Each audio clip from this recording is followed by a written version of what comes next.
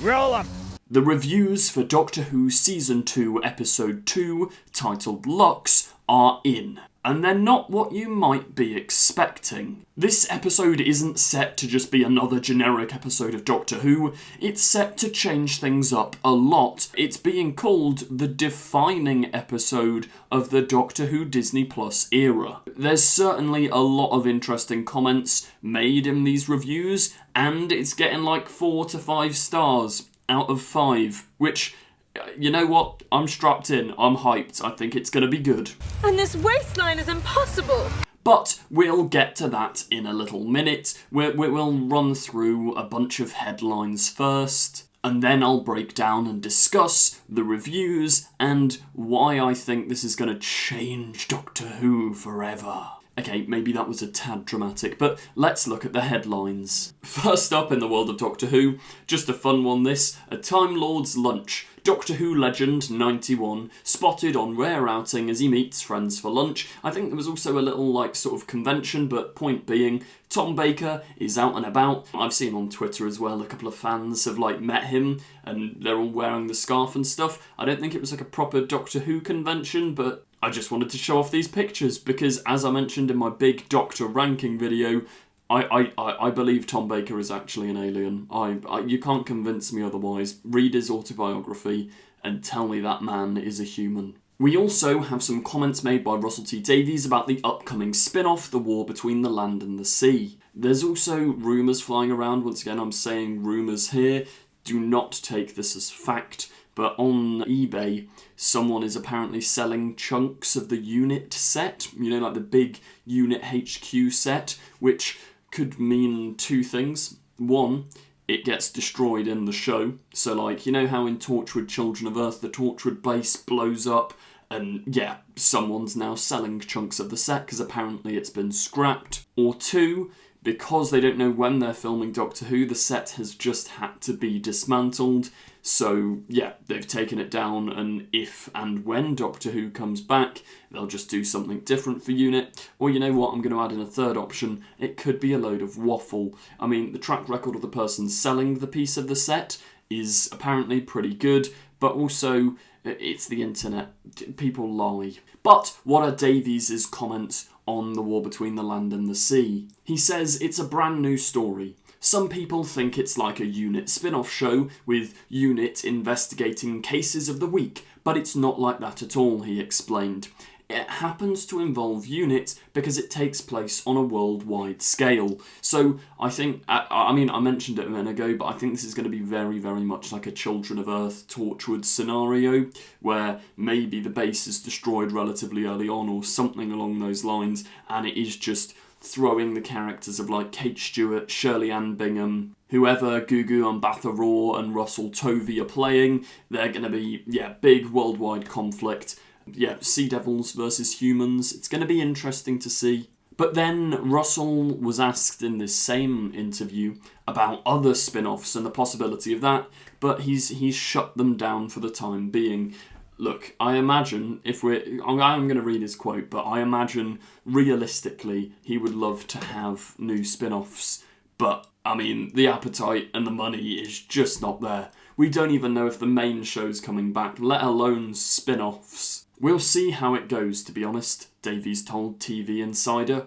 If there's a demand for that kind of thing, then yes, at the moment that's not the plan. I think you have to be aware of overcomplicating these worlds sometimes. So this is in reference to a crossover thing, so kind of spin-off media. Russell also says, and bear in mind, it's still quite a new programme for a lot of territories, for Disney Plus and for, if you're 8 years old in Great Britain, it's still a new show with a new Doctor. I'm still being slightly cautious about that, but let's see where it goes. So yeah, I think it's unlikely we're going to be getting any spin-offs anytime soon, other than The War Between the Land and the Sea. In other sad news, the actress Jean Marsh has sadly passed away at age 90. She's played multiple roles in Doctor Who, but what I most know her from, and I'd say my favourite performance of hers, was Princess Mombi in Return to Oz. Such a sad loss, but a fantastic legacy left behind. Now let's read the reviews for Lux. This is the first review we're going to read.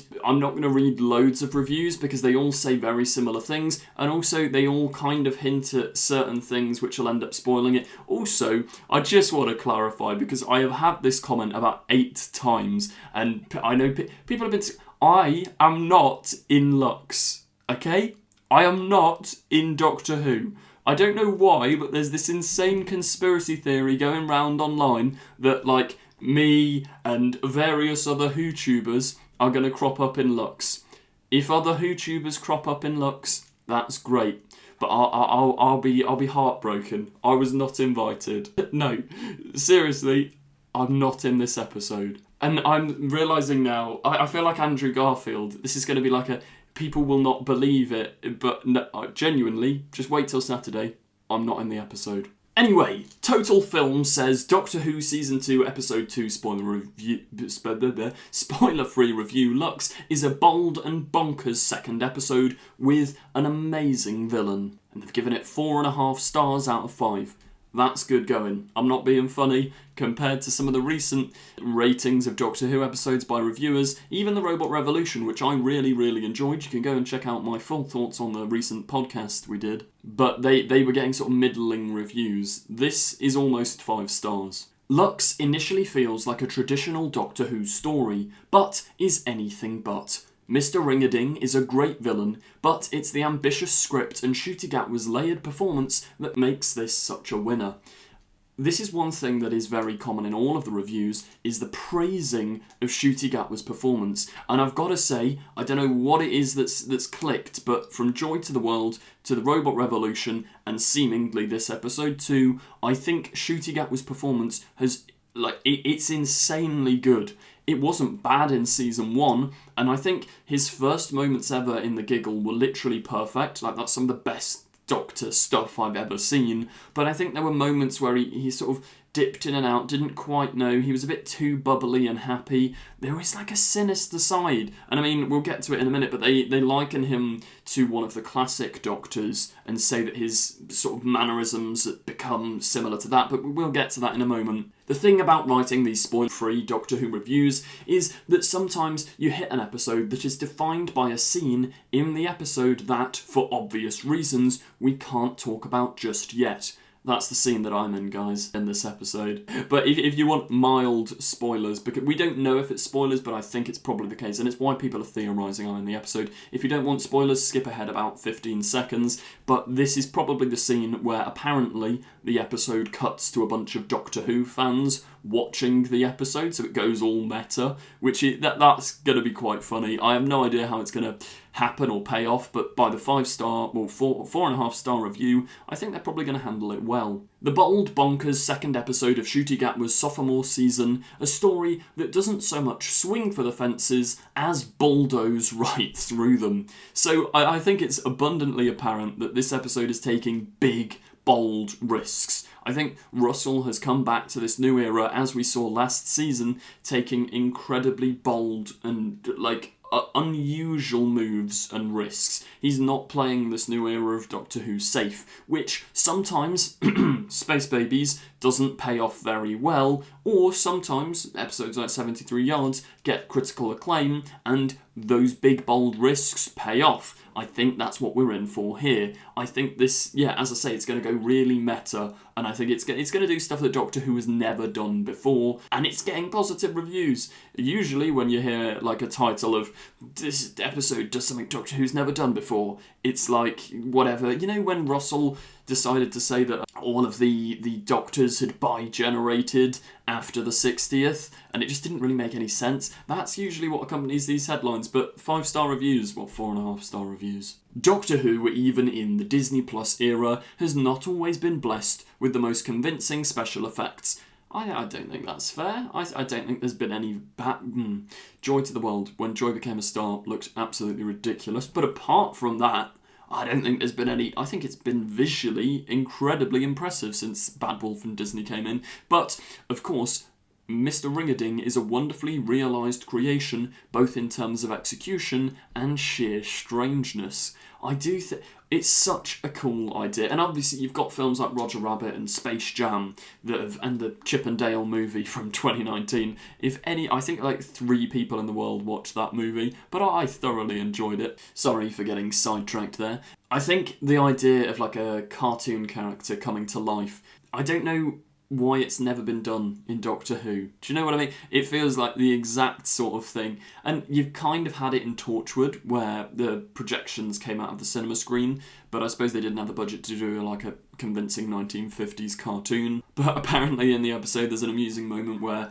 Belinda, speaking for the audience, is baffled by what Mr. Ring-a-Ding actually is, because he's got blue skin and a pig nose. Like, what's he actually even supposed to be? Which is a fair question, because a lot of cartoons from that time look similar to that design, and it's a bizarre choice. Like, why does Mickey Mouse have hands? Mice don't have hands. That's the real question we all need to be asking. Ncuti Gatwa, it has been said, is absolutely terrific in this episode. So this is what I mean. He's getting proper praise for his performance. And I think you'll notice with all the best seasons of Doctor Who, like Series 4 or Series 10, what makes them so good is that the companion is insanely good. The Doctor is at their peak. And I think we're on for another winning streak here.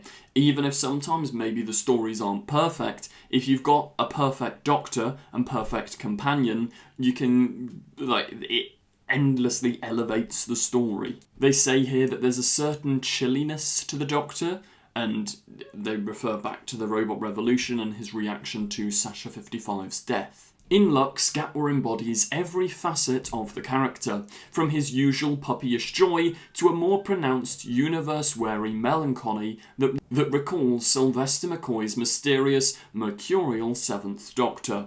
I think here, this is such good news. If it's a similar sort of journey to the Seventh Doctor, in that maybe initially he starts out as too bumbly, too happy, but as his tenure goes on, he settles into a darker, more manipulative sort of Doctor, I think we're on for a winner. Like the scene from the Robot Revolution at the end where he's with Belinda and he's just sort of not accepting her, not wanting to travel with him. He's trying to turn on the charm and you can tell he's getting a bit annoyed. Like, it's going to make for really interesting character growth and character depth. He's quietly tender one moment when consoling a grieving mother, and calmly furious the next while staring down the prejudices of the era. I think that's another interesting thing to note here. Like a lot of prior episodes of Doctor Who, and Dot and Bubble from last year, well, that was set in the future, but they are addressing they're going with a more realistic route of people of colour travelling to the past are going to be discriminated against in this time in America. And according to all the reviews, Gatwa's performance really, really hits home and makes an impact. This article even says it's Gatwa's best performance in the role to date. And I can't lie, I know I keep saying it, but that really excites me. I don't want to go into this episode with my hopes too high, but before we wrap up this video, we'll have a quick look at another review. All of the ones I've looked at, like last week I looked at one really positive, one middling and one negative review. There aren't really any negative reviews of this episode. They all range from either it's good to it's very, very good. Animation come to life and vice versa. Much of the episode's success revolves around Mr. Ring-a-Ding, both Alan Cummings' breathtaking vocal performance, he gets to sing this time, and the outstanding animation of the character itself. That's fun. We're probably getting a musical number. I don't think it will be in the same sort of style as maybe There's Always a Twist. I don't think it will be big musical number. I reckon it will probably be like a catchy tune that gets like earwormed into everybody's heads that Mr. Ring-a-Ding sings in his cartoon. Or maybe if he's doing something evil, that he's going to sing it just for the fun of it. Which does remind me of Devil's Chord, and this article then goes on in their final thoughts to say that though Lux often feels more than a little bit similar to last year's The Devil's Chord, it nevertheless sends Doctor Who down an all-new path, straight into the world of hand-drawn animation. Now, I think what's interesting to note here is, like, the clip we've already seen is basically identical to the Doctor and Ruby running up into the TARDIS wardrobe, getting their new clothes, and coming back out.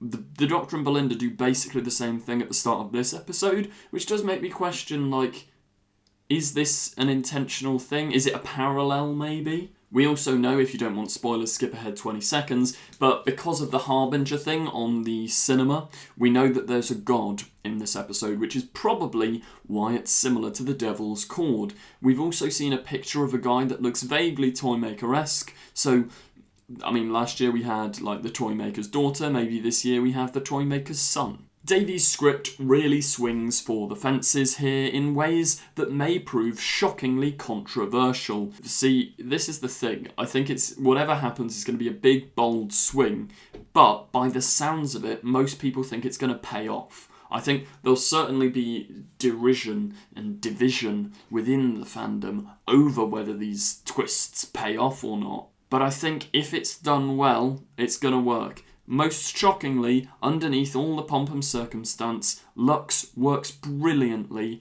as a story. And as I say, most of the reviews are saying similar things to this, so we're going to end the video here. And I'm just going to say I'm incredibly excited for this episode. Let me know your thoughts and theories on what you think's going to happen in Lux. And do you think that it's going to live up to all these reviews, or are you cautiously optimistic? Please, if you did enjoy, remember to like, comment, subscribe and share. It really helps me out a lot. Turn on the notification bell to make sure you don't miss out on any videos. You can also check out the Patreon for early access to new content, early access to the podcast, etc. Thank you very much for watching, and goodbye. Don't forget to click below and subscribe to the official Confused Adipose YouTube channel.